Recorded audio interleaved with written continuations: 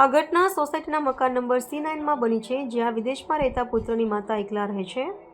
ચોરે તકનો ફાયદો ઉઠાવી ઘરમાં પ્રવેશ કરીને આશરે 14 તોલા સોનું, 10 તોલા ચાંદી અને 20,000 રૂપિયા રોકડ રકમ ચોરી લઈ ફરાર થઈ ગયા હતા. સ્થાનિક લોકોએ પોલીસની કામગીરી પર નારાજગી વ્યક્ત કરી છે.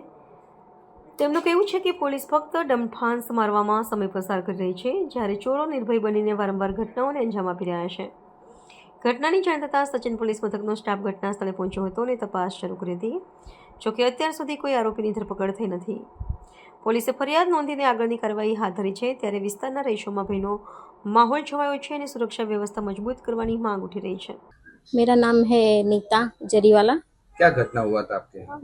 मैं सोमवार की रात को दरवाज़ा लॉक करके ऊपर सोने चली गई थी और मंगलवार को सुबह में उठ के 6:45 बजे देखा तो मेरा घर का लॉक दोनों टूटे हुए थे और मैं अंदर जाके देखा तो मेरा पूरा अलमारी तीन अलमारी खोल के उन लोगों ने चोरी किया है।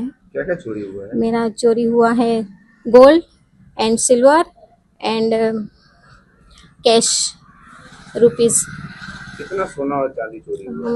मेरा सोना था 14 तोला, चांदी था 10 तोला और कैश था 20,000।